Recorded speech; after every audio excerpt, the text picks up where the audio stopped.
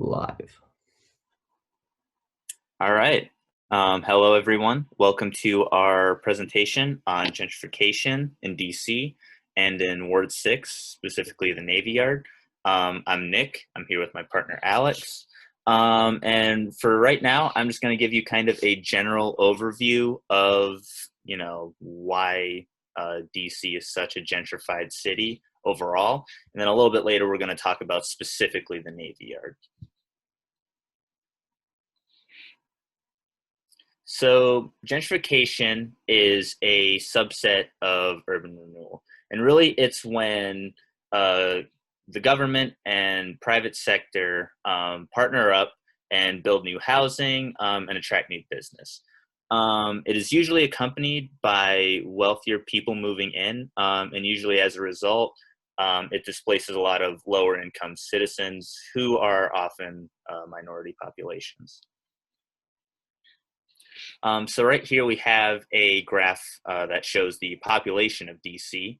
And there are a couple of points that I'd like to highlight. So really it's the points between the 1930s and the 1940s where we see a massive spike in DC's population. And then it kind of falls off a little bit between the 50s and the 60s, which is another kind of interesting point that I'll highlight a little bit later. And then the 70s, 80s, and the 90s are another really interesting point where gentrification starts to take a big hold. And I'll kind of break down all of those sort of different periods right now. So the 30s and the 40s is when we kind of saw an increase in the scope of the federal government. So through the New Deal, the domestic scope was kind of broadened, and through World War II, the international scope was broadened. And that kind of brought the federal government and DC into a larger role internationally and, like I said, domestically. With it brought a lot of new people to the area in general, so to the suburbs, but mainly to the city. And the white new affluent citizens mainly settled in Georgetown and Adams Morgan, which is really where gentrification kind of started in that sort of like concentrated form in DC. It was mainly centered in those areas, but obviously expands to other areas later, which we'll get into in a bit. So the 50s and the 60s is when DC's population kind of started to slow. This is really when suburbanization started to take hold. And that is when obviously people move out to the suburbs in favor of, more space and, better schools, things like that. A lot of different reasons. But and that was definitely true in DC, but one of the big things was the white flight or the so-called white flight that followed desegregation. So once desegregation in DC happened, a lot of people left the city in favor of the suburbs. And that kind of brings us to the 70s, 80s, and the 90s, when there was really a turning point. So we saw kind of that downswing in the 50s, but then in the 50s and the 60s, but then the 70s, 80s, and the 90s are really when the population starts to fall off. One of the main reasons was the 68 riots that followed Martin Luther King Jr.'s assassination. The residents of the neighborhoods that were hardest hit and scarred as a result of the riots started to leave in large numbers. Nearly 200,000 people left over that 30-year period. And as a result, property values plummeted, which really opened the door for gentrification. But there were also another big reason why gentrification took hold in these areas specifically was large projects. Some examples being the Metro and Capital One Arena. So Capital One Arena, for example, was centered in kind of an area that the city saw they wanted to fix up and make a little different. So they built that there to attract business, basically. And then another turning point happened in the late 90s and kind of through the 2000s. In 1999, Anthony Williams was elected mayor. And under his leadership, the city started to make a comeback and the population started to take an upswing. But with that, sort of renewed development and investment, brought, of course, gentrification. Some of the projects that I mentioned earlier, those came under him. But really, it was just his policies of attracting large amounts of business that brought a lot of people in, or a lot of businesses in, and through that gentrification, and therefore pushing lower income citizens out.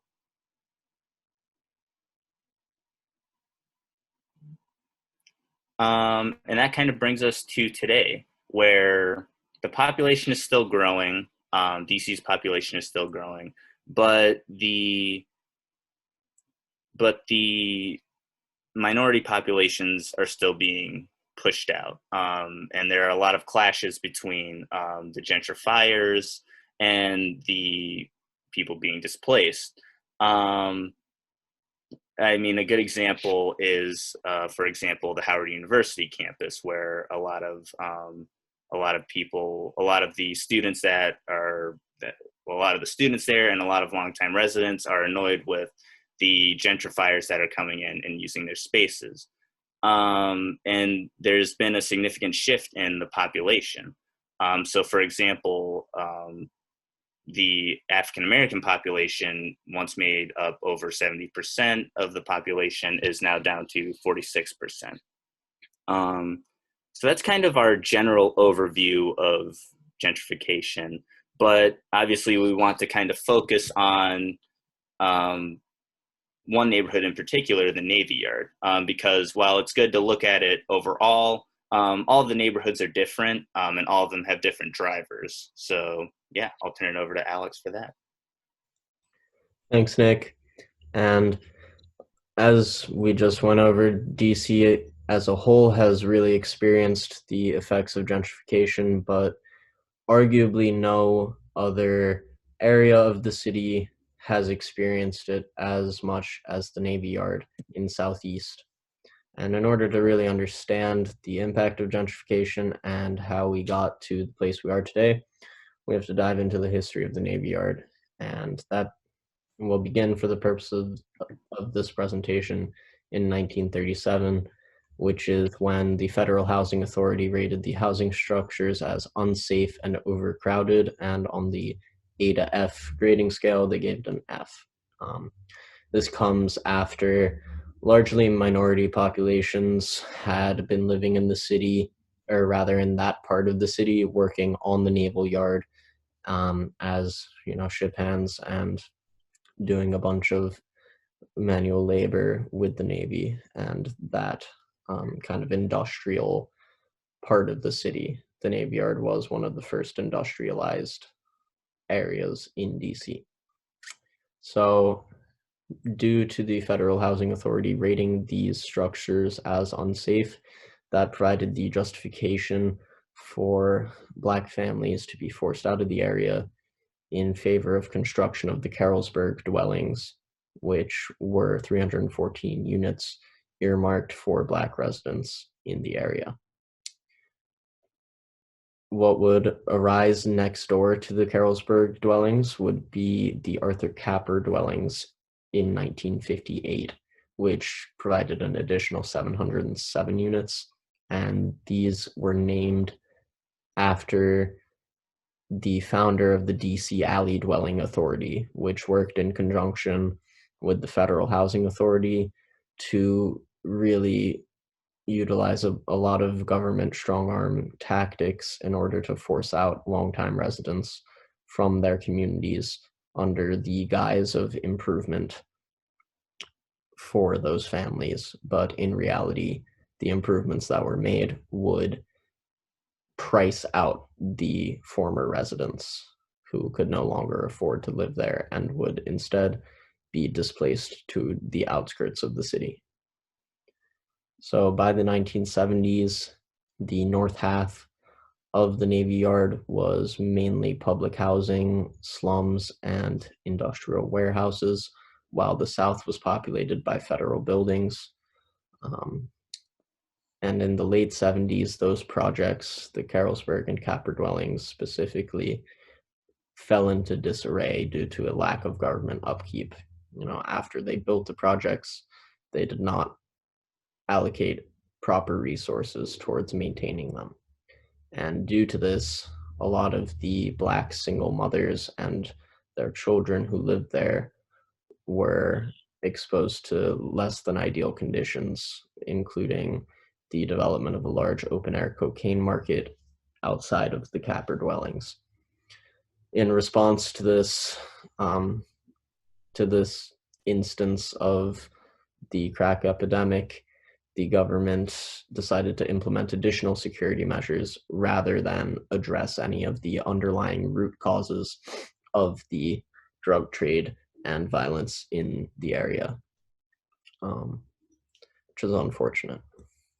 So moving on, the 1980s also saw very low real estate prices in the area due to a lack of interest in investing in such a dilapidated part of the city.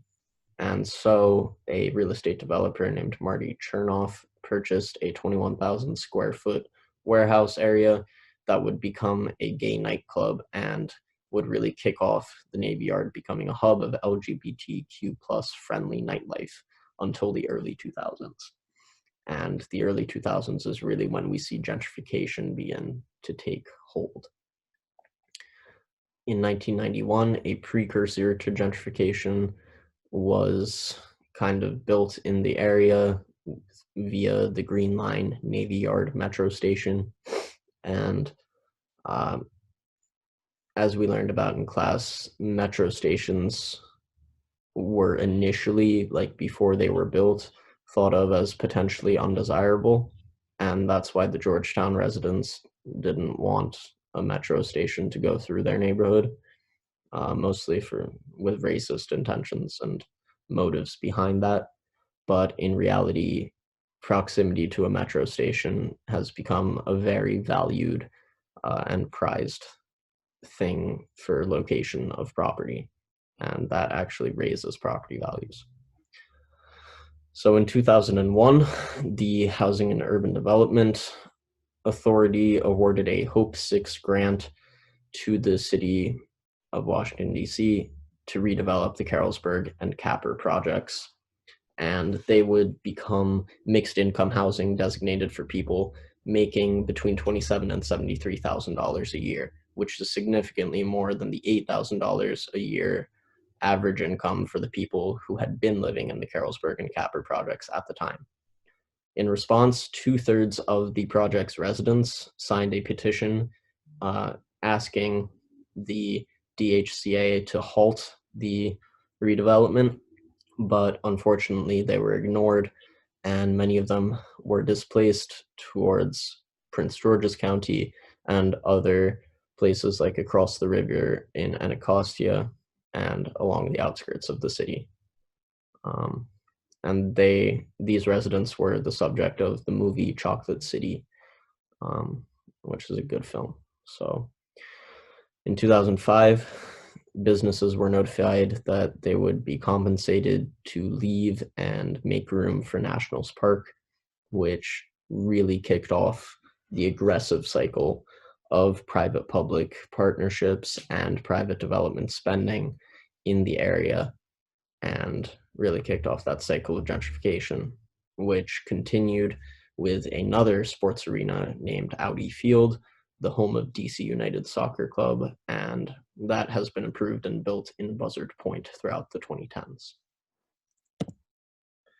So gentrification can be classified through a whole lot of different metrics, but you can see that the poverty rate in Census Tract 72, which is the Navy Yard area, the poverty rate has declined over the decade, while the median individual income has risen steadily.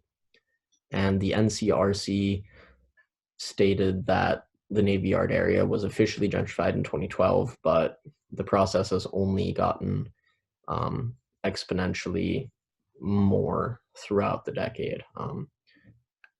Development begets more development, and the area is really only 65% done, with construction expected to continue on until 2030, despite 15 years of nonstop continuous construction.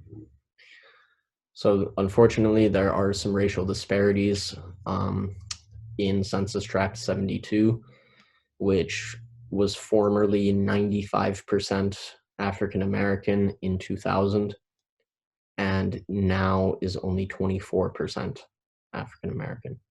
Meanwhile, the white population in the area has increased from 3% to 68% in the same time frame. And you can see that the white and Asian populations on average make a significant amount more money than do the Latino and African American communities in the area.